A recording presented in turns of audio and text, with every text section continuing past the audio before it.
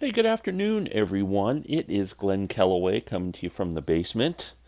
It is Tuesday afternoon. Bit chilly out there today, but nice and warm and cozy down here. Um, I wanted to talk about my favorite albums released in 2021. I didn't buy a ton of new releases. I have a few. I have some that, they're released in 2021, but they're kind of archival material. But I'm including those as well. Spent a lot of money on box sets this year. There's some great box sets. I'm going to do another video on those another day. So this is just kind of single albums. Let's get started because there was some cool stuff that came out this year. First, I want to start with a record store day release from earlier in the year. Amazing singer from the 60s who I didn't pay much attention to back then because I thought she was just kind of a one-hit wonder because I didn't really pay any attention. And her name is Bobby Gentry. Amazing singer, has become a real favorite of mine. Bobby had the big hit. She's well known for the Ode to Billy Joe. That was an incredible song, big hit record. And I've heard a lot of people talking about her. She really resurrected her career, I guess. I don't even know if Bobby's still with us. um, but anyway, there's been a lot of attention paid to her in the last few years. And other vinyl community members talked about her, and I started to get interested. And I picked up a copy of her first album, Ode to Bobby Joe, and it's fantastic. It's very like Tony Joe White with Polk Salad Annie. You know, it's got that dirty Mississippi mud sound, and she's really good. That's a great album. They released this year. It's called The Windows of the World, Bobby Gentry. Now, this is an album of studio demos which were made just with Bobby on an acoustic guitar, and they sound absolutely beautiful. This is by no means a party album, just nice, quiet album to listen to and enjoy. But she does covers of God Bless the Child and Stormy, Windows of the World. It's a beautiful, beautiful record. There's the label right there. But check this out if you just want to relax and listen to some acoustic guitar and some beautiful vocals. Great, great album. If it's still available. I don't know if it's sold out on Record Store Day or not. Next, how about one of my favorite female vocalists, while we're on the female vocalists here, Norah Jones. Norah put out a live album called Till We Meet Again earlier in this year. Double live album with all kind of classic Norah Jones songs on it. Very sparse arrangements. There's basically just a four-piece band. Norah, Brian Blade on drums, Chris Thompson on electric bass, and Peter Rem on organ, most of the songs. And beautiful, beautiful, sparse arrangements. Norah in great voice. These were songs recorded, I think, between 2017 and 2019. Cold, Cold Heart opens the album, which is Hank Williams' cover off her first amazing album, Come Away With Me. Those Sweet Words. What else is on here that she's been kind of known for? Tragedy, Sunrise. Don't Know Why off the first album, and a great version of Black Hole Sun. She does a great cover of that song, which is a great rock song. Highly recommend this album. It sounds amazing. Norah Jones. We'll check out the vinyl here for you. Till We Meet Again. Norah Jones.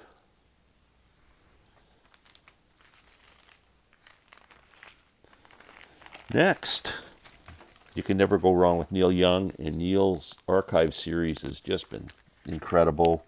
Recently put out this album, Neil Young, Carnegie Hall 1970. That looks like a bootleg recording, but it's not. It's an official release of his archive series. This record sounds fantastic. If you've heard Neil Young live at Massey Hall, which is basically considered one of an essential album and really an audiophile live recording, this one matches it. It's great. I like this one better. I like the song selection better on this one. and it sounds just as good. He starts off with Down by the River, then does an acoustic version of A Cinnamon Girl, I Am a Child, Expecting to Fly, The Loner, Wonderin'. Side 2 is Helpless, Southern Man, Nowadays Clancy Can't Even Sing from the Buffalo Springfield, Sugar Mountain. Side 3, On the Way Home, Tell Me Why, Only Love Can Break Your Heart, Old Man, After the Gold Rush, and Flying on the Ground is Wrong, another great Buffalo Springfield song. Cowgirl in the Sand, Don't Let It Bring You Down, Bad Fog of Loneliness, Ohio, See the Sky About to Rain, and Dance, Dance, Dance. Great, great record from Neil. I When these archive series albums come out, they're must-buys. Neil has a new album coming out before the end of the year with Crazy Horse called Barn, I think. So this is one of the great releases of 2021 live album from Tedeschi Trucks. Derek Trucks and his wife Susan Tedeschi. They have an amazing band. They did this album at the Locken Festival. It's called Layla Revisited Locken, or Live at Locken, I'm sorry. Tedeschi Trucks Band with special guest Trey Anastasia. It is the Layla and other assorted love songs done in its entirety live. Incredible covers of that album. Just inspired playing, great guitar work, great vocals. I highly recommend this album. You'll absolutely love it. One of the great albums of the year. I bought it on CD. I'm going to pick up the vinyl one day when I get around to it, but fantastic. Highly recommend that record. Okay, now we're getting down to albums with new material and actually new records here. Steve Earle, one of my favorites. Tragically, his son passed away last year from a drug overdose. Justin Townes Earle at a young age. I think he was like 39. Steve did a tribute album to him, and it's called JT for Justin Townes. Beautiful album cover. These are all cover versions of JT's songs, except for the last song, which Steve wrote, called Last Words. It's a tribute to his son. Beautiful, beautiful song. It says, I was there when you were born, took you from your mama's arms, stood in awe, a witness to the first breath that you ever drew. Very sad, poignant song. It's a great record. Steve did a wonderful job on this. Fantastic album. Steve Earle, JT. Okay, now I'm down to the last four. Here's one that came out this year. Big fan of Steven Wilson. My buddy Larry Graves has become a huge fan of Steven Wilson. So that's great that we're enjoying this great artist together. This was the album Steven came out with this year, The Future Bites.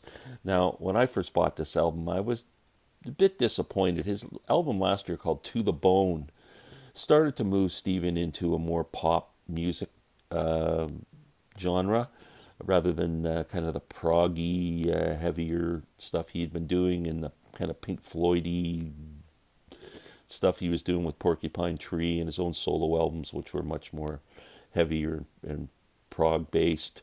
To the Bone was starting to get much more, it was kind of a bridge between those albums and this album, which is kind of almost a whole pop album. The more I listen to it, the more I like it. I don't like it as much as his other stuff. I'm not going to say that. But still, Steven Wilson does not make bad albums. And definitely worth a listen. The Future Bites. Steven Wilson. Okay, now we're down to the last three, which I would consider my favorite three albums of the year. This one I just picked up 2 or 3 weeks ago. Pretty recent release. The amazing Robert Plant and Alison Krauss, Raise the Roof. Now, Alison and Robert did their first album together about 14 years ago called Raising Sand, won 5 Grammys, Record of the Year, blew everybody away. It's a really nice record. Their voices blend beautifully together. Again, not a rocker. It's a roots kind of mellow record. Now, this one I like even better. I think the song selection's better. I think the instrumentation's a bit better. It's still very sparse, acoustic-y stuff, but they add a bit of stuff. There's almost a bit of more, I think, Robert Plant inspiration on this album in terms of his love of Eastern music. You can hear a couple of songs where they do that, and there's some songs that are more up tempo, not Zeppelin up tempo, but more up tempo in relation to Raising Sand. And I think this is a beautiful record, and it sounds fantastic. Really does. Yeah, it's really getting consideration. Got big consideration for my record of the year. Didn't quite make it because there's one that, well, there's two albums here that just blew me away this year. And let's show you. I'm still not even sure what to pick. It's like 1A and 1B. You guys know I'm a banjo picker, and one of my musical heroes is Bala Fleck. Bala put out this album, My Bluegrass Heart. It's his first bluegrass album in like many, many years, maybe 15 years or something like that.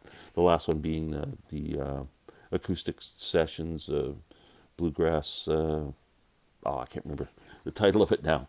But My Bluegrass Heart is a great, great record. This sounds fantastic. The songs are all great. I saw a guy do a video on YouTube where he tried to convince everybody that Bala Fleck is a progressive rock musician. And in some ways, he made a good argument. I mean, Bala takes the banjo into a different world. If you just don't like the banjo because of bluegrass, this has bluegrass music in it, but it's much more intricate. Chord progressions, time signatures, everything are just off the charts. A lot of great guests on this album, if you're familiar with acoustic music. On mandolin, Sam Bush, David Grisman, Sierra Hall, Chris Thiley from the Punch Brothers. Guitars, Billy Strings, who's a big, big star right now. Brian Sutton, great, great flat-picking guitar player, and Molly Tuttle. Dobro, the amazing Jerry Douglas, who Don Fogerty calls the Jimi Hendrix of the Dobro. Fiddles, the amazing Michael Cleveland. Stuart Duncan, who's played on so many records and has a resume of session work that's a mile long. He's played with Mark Knopfler and just played with a ton of people. Bass guitar, Edgar Meyer, the amazing, amazing Edgar Meyer, and Mark Schatz, who's been playing with Bala for years. There's two guest banjo players on here with Bala. Noam Pakilny from Punch Brothers 2, who's an incredible banjo player, and Bala's mentor and his teacher when he was younger, Tony Trischka, who's one of the greats of all time. I highly recommend this album. It is 1B on my record of the year. Of my records of the year. I'll put that on there later. And my 1A for record of the year is this incredible record. Really, it came out of nowhere, and it is just so good. I want to thank my friend Sam St. John for convincing me to buy this. You know, we're both big Monkees fans and Mike Nesmith fans. And once I heard this, it was just incredible. Mickey Dolenz, Mickey Sings Nesmith. First of all, it's the cover of the year, for sure. It's based on the Harry Nilsson, Nilsson Does Newman cover from many, many years ago. Harry Nilsson and Mickey Dolenz were great friends. This was produced by Michael Nesmith's son, Christian Nesmith. He did all the arrangements and changed arrangements on very familiar Michael Nesmith tunes, if you're a Nes fan. Different Drum, which Linda Ronstadt had a big hit with. Marie's Theme off the Prison album. Circle Sky off Monkey's Head. Nine Times Blue, which is a beautiful Nesmith song, one of my favorites. So, Mickey his voice is fantastic on this. The arrangements are great. The album sounds great. It's just a beautiful, beautiful record. My pick for album of the year, Mickey Dolenz. Dolenz Sings Nesmith. Okay, that's all I got for today. I'm going to do another video in the next couple of days on just favorite things I picked up through the year, whether they be, older records that I bought and the box sets that I got. It was just a tremendous year, especially if you're a Beatles fan. So stay tuned for that. One thing I noticed, I was looking at my, if you got a YouTube channel, you can look at your analytics and they show who's watching, when, and how long they watch for and stuff like that. If I'm reading them correctly, it says that only 50 some percent of the viewers of my videos subscribe to my channel. So that means there's like 47% of you who watch this have not pushed that subscribe button. And I would appreciate it very much. It would be a big help to me if you would make sure, if you're not a subscriber, to go below the video. There's a red button that says subscribe. You just have to push it. You don't have to answer any skill testing questions. No one's going to follow you or send you any spam emails or call you at home and try and get to clean your ducks. I promise. Just push the button. I'd appreciate it. I want everybody to have a wonderful day. I love you all. Thank you so much for watching. Take care.